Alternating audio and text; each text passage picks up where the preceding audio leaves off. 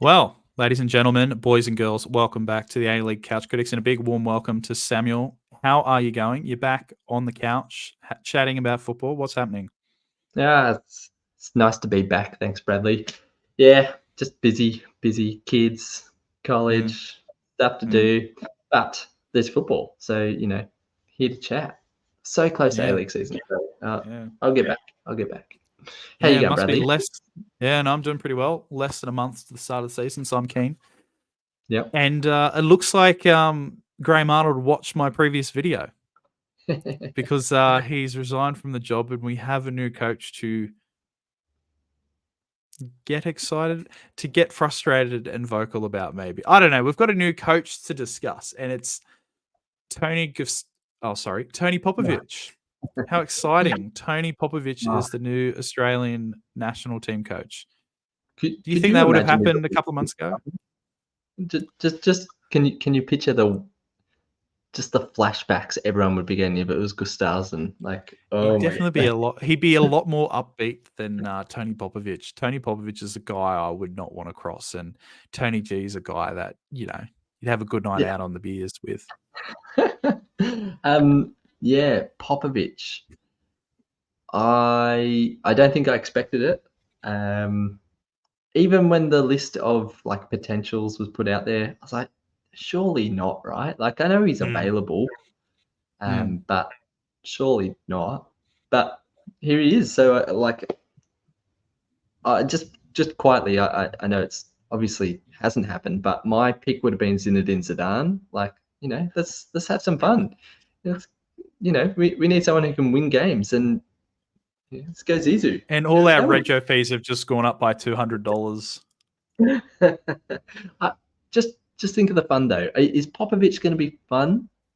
I don't think so. Zizou, he Well, would have been we can ask the Melbourne Victory fans. The Melbourne Victory fans who made a grand final last year and still wanted Tony Popovic gone. well. Yeah, and see that's an interesting thing, isn't it? Like his most kind of recent stint as a manager, 3 years at Victory, a really cracking first season where they were playing good football, they're looking great.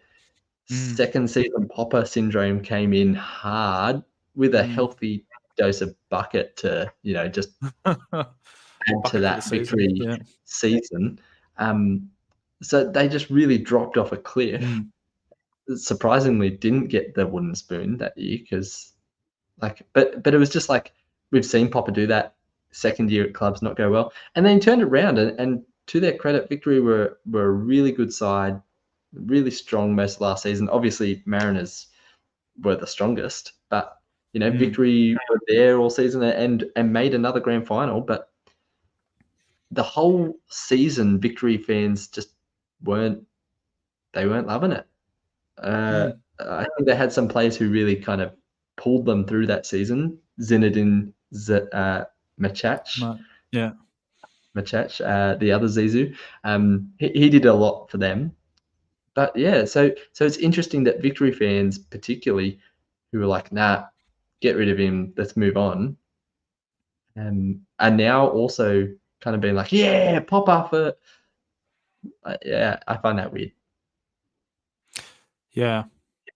I haven't seen too many people particularly excited about this move. Listen, I'm not a fan of it either, but I'm willing to see what happens in our first couple of games. If I see a bit of promise in that game against China, then happy to give him a go. But he's very similar to the way Graham Arnold sets up. Very, at least at a club level, he was, and I expect him to be quite defensive in the way he sets up his team.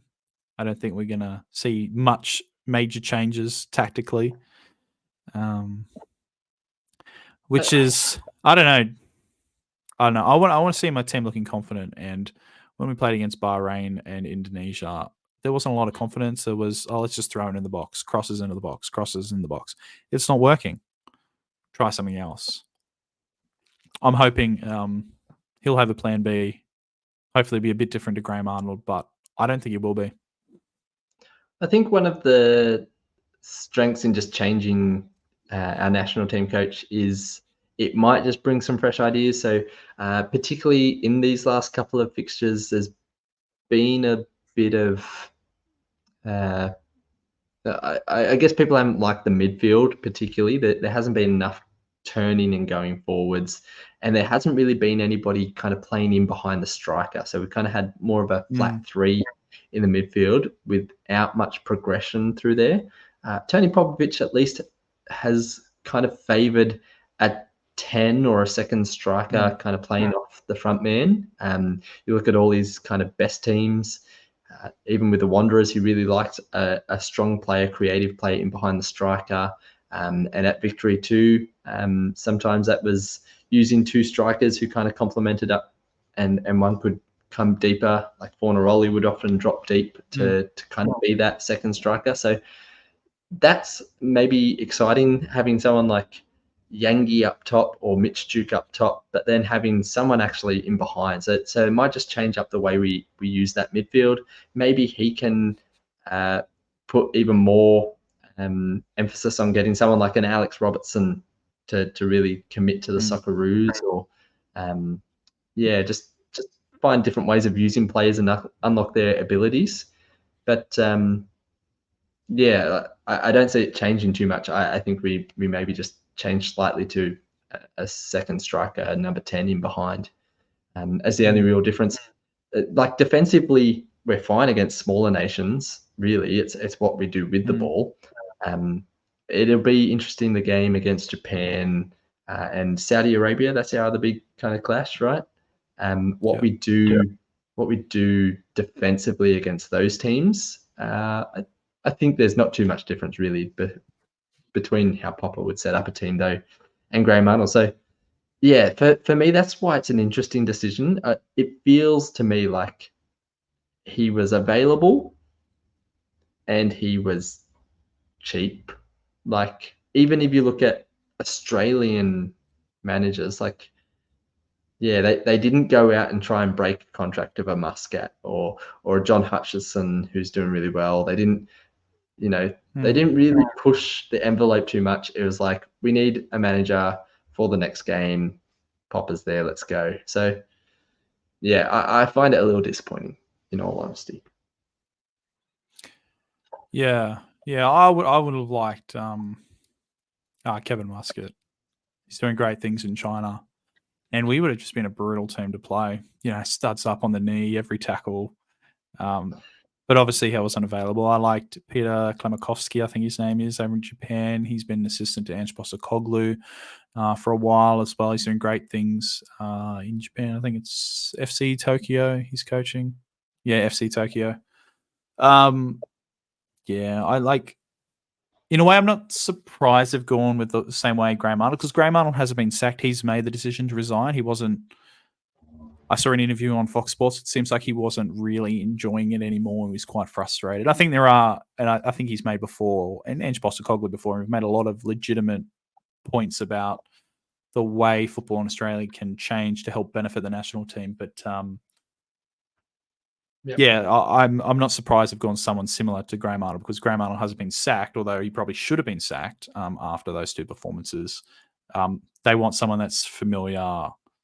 They want something not too far out of the box. They just want a bit of comfort with the next decision they've made. So, yeah, I think Tony Popovic has probably got a bit more of a harder side to him. Like, he's the kind of guy you don't want to piss off. I mean, you don't want to piss off any of your coaches, but like he's the cranky school teacher. Graham Arnold seems like he's all right. He's somewhere in the middle ground. And like someone like Tony Gustafson's the fun teacher.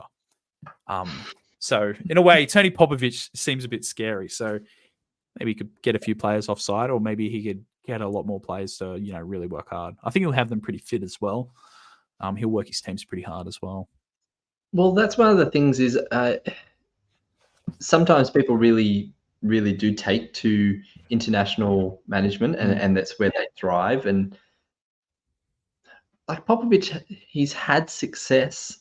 Obviously, he's never quite made it to that toilet seat, but he's gotten plenty of premierships with A-League teams, the Wanderers, with Perth Glory, and with the Victory.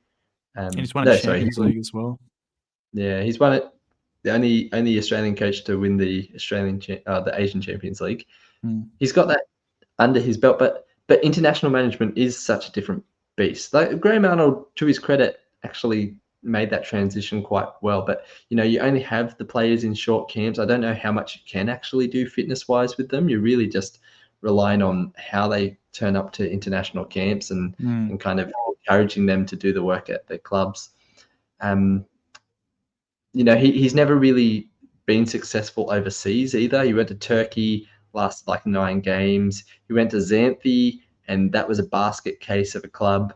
They're his kind of 2 forays into it overseas. He was an assistant coach at Crystal Palace for a little while, but that was very early on in his coaching kind of gig.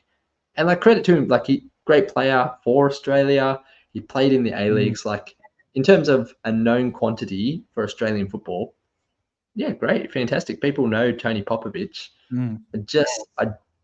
I don't think I've seen that he would be a great Australian coach, and so I'm happy if he proves me wrong. Look, if he can get us to a final of an Asian Cup or a World Cup, and we lose that, look, I'll take that. I'll take losing the final with Tony Popovic. But getting there, that's yet to be seen, because legitimately Australia have to turn it round. We actually have to put some results together. Yeah. Because if we continue another 2 kind of results like that, and all of a sudden World Cup qualification is actually in threat. So we can't have that happen. He needs to hit the ground running against China and batter them. Yeah, we need to beat China, that's for sure, because the top 2 will go through to the World Cup. 3rd and 4th will go through to the next round for qualifying, and 5th and 6th miss out altogether. You would have assumed Bahrain and probably China or maybe Indonesia would be taking those bottom 2 spots. I'm not as confident anymore that that'll be that easy. I'm still pretty confident China will be in those bottom 2 spots, but Indonesia have picked up a lot of good players from like European-based players that have Indonesian heritage. And in a couple of years' time, I expect Indonesia to be getting much better at football. Bahrain, they showed they're a nightmare to play. China haven't really showed a lot, to be honest. The Saudis drew with Indonesia in Saudi Arabia. Is that just a sign of Indonesia being good, or Saudi Arabia slipping up a bit? Don't really know. Japan or Japan. I can't see them not finishing top. I still think we've got a chance to finish 2nd. I think Japan's the clear favourite to win the group. Saudi Arabia, if they're well managed, they'll still be good. But I still think we're a team that can definitely be beating Saudi Arabia. We're a team that can definitely be beating Japan. That's a bit harder, but I still see us as a team on paper more than capable of beating Saudi Arabia. And it just means we have to get those results against Saudi Arabia, against Japan at home. We need to make sure we get 3 points out of those games to give us the best chance. Absolutely, we can. We are one of the best teams in Asia, but a slow start can really hurt you, and it can hurt the confidence in the group as well. Obviously, the players are going to have to adjust into the next camp. So, yeah, there's lots riding on this next game against China, which is at home. Yeah, here in Australia. Yeah, obviously, a lot of our players got to travel, and that's hard. But all players have to travel. China will have to travel here. I think if we'd beaten Bahrain, I don't think it would have been that bad, because I think going to Indonesia, you're considering the conditions, the actual quality of the pitch, the atmosphere of the game. I think a 0 or draw wasn't that bad. I actually think we played better in that game. We probably should have won it. But had we beaten Bahrain, I would have been like, yeah, that's not too bad. But losing to Bahrain at home is pretty inexcusable. Yeah. Absolutely. Anyway, let's see how he goes. I'm not particularly excited. A lot of Sydney FC fans are like, oh, you look at all these Wanderers and Melbourne Victory fans supporting Popovic. I'm like, can you please show them to me? Because I haven't seen anyone getting super excited about Popovic.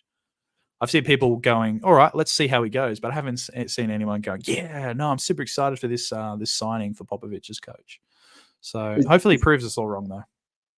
It's definitely off the back, I guess, of the Arnie, and there seems to be beaten up as this Arnie is Sydney FC, and for some reason Popovic is not. Which let's not forget he also played for Sydney FC and was a coach for Sydney FC as well. So yeah, I think people have short memories as well in football Twitter sphere and soccer Twitter, I should say. And yeah, that doesn't do them well. But look, we've got to support our nation. Yeah.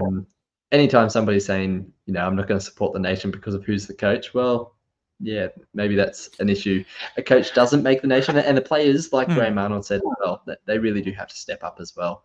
So, it's a do or die. I reckon we get a good result and we'll be sweet. But I'm looking forward to still watching the Socceros. That we've got to back them. But yeah, it'll be interesting to see if anything really changes. So pop a ball. Is it going to cook? No, but enough. It'll sizzle. Yeah. Okay. We'll get a bit of a crust on it. Medium rare chicken. Yeah. It'll be right. Yeah. Nothing like a bit of medium rare chicken to start your day off. Yeah. Just clean out your bowels. Anyway. Well, I think that's everything we want to talk about, Tony Ball. Pop a ball. I don't think we need to chat anymore. So let us know in the comments what you think of this decision. Like the video. Subscribe to the channel if you haven't. Please share it with your friends. We're doing pretty well in terms of our numbers. We're getting plenty of views now, so we appreciate all the support you get. Cool. We get. All right. You. Yeah. We get. We're a team here at the Couch Critics. That's right. Brad anyway, does guys. Yeah, well, that's all right. Anyway, Samuel's got the looks. We're in big trouble. Oh boy. We should end it there. See you guys. Yeah. All right. Nice See you around.